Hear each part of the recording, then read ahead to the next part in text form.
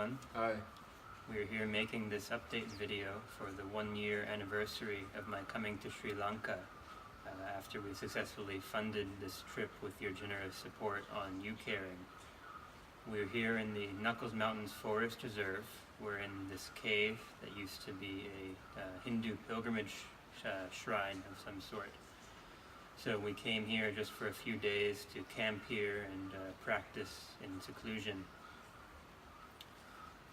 I arrived here in late June of 2017, spent about 2 weeks going to various religious and historical sites around Colombo and Kandy with Mr. Patrick Hamilton, who accompanied me here, and then arrived in this area in early July of 2017. I stayed in a local temple for that Vasa season because there were a kuti for me was still being built at the hermitage. Then I moved into that kuti in about November of 2017, where I've been living ever since. I feel very fortunate to have had the opportunity to come live here. I found it very beneficial for my own practice and study. It's a very good area. The climate is very agreeable. It's actually cooler than it was in America. The highest temperature it's ever really been is about maybe in the mid-80s or so on very sunny days. Right now it's a little cool because it's cloudy outside, so that's why I'm wearing the robe over both shoulders. It's probably about 70 degrees or so with a light wind. The area is also very nice. It offers many opportunities for seclusion in the Knuckles Forest Reserve. There's a whole series of trails that you can go on or go off the trail, and it provides many opportunities for going camping in the forest for a few days on end, which offers a really kind of an incomparable level of seclusion, just that perception that no one is around you. You have the whole place to yourself, so to speak. So as you see, Mr. Rosh is also here. He's been joining us in the area since about June, and so he'll also be talking to you about some of his motivations for having stayed for a few months. Yeah, as Bhante mentioned, I arrived in June. Arrived in Sri Lanka probably around the beginning of June. I've been here since, planning to stay until September 10th. And this entire process coming to Sri Lanka, it's taken a while for me to kind of make this step. I remember last year helping Bhante Paniratana with the fundraiser and planning the trip. At the same time, I started to get inspired to develop my own practice and to do something that would be more challenging. And I thought coming to Sri Lanka would be the perfect thing to do. At that time, I halfway joking with him when he was going, I said, "Well, I'll see you next year." But it was obviously a very daunting thing for me.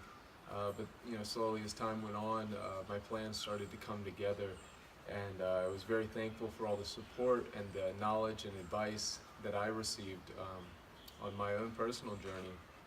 I'd especially like to thank again Mr. Patrick Hamilton, our mutual friend, who's been invaluable to both of us, and his friends in Colombo, Upali and Malini Indragupta, who have been just a great support for both of us during our respective stays here in Sri Lanka.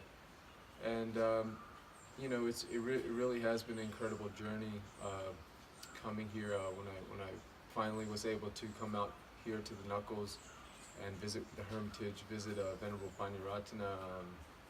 At first it was very difficult for me being in a completely new country, but over time things settled in. I started settling more into my practice, and it's been now a little over 2 months, and I can say this is the best move that I ever made for my own personal practice. I really appreciate this opportunity I appreciate all the support that I've received. Hillside Hermitage, Ajahn Yanamoli Tero, Bhante Tanyo, and Venerable Panyaratana have been, invaluable to me in helping me grow as a person in my own understanding of the Dhamma. And this has just been a wonderful time, a wonderful opportunity to take advantage of. If you guys would like to learn more about Hillside Hermitage, we'll be posting a link to the website. Ajahn Yanamoli has his own essays and writings and videos that he's posted. They have now a YouTube series if you're interested in learning more about the teachings. Overall, just was excited to do this video, give everyone an update. It's kind of crazy looking back a year ago and seeing us in the just from that point, and then being here and we couldn't stop laughing when we watched the yeah, right. Yeah, that was really funny. That was a funny, and it was obviously then, very nervous doing the fundraiser, and it's never an easy thing asking for support. Making yourself vulnerable, especially. But it was great. I was glad to be a part of it because, as Bhante mentioned, being a monk, monks are obviously very restricted in what they can do for themselves, and so having the support of generous people who are generous in their time, resources, and everything else.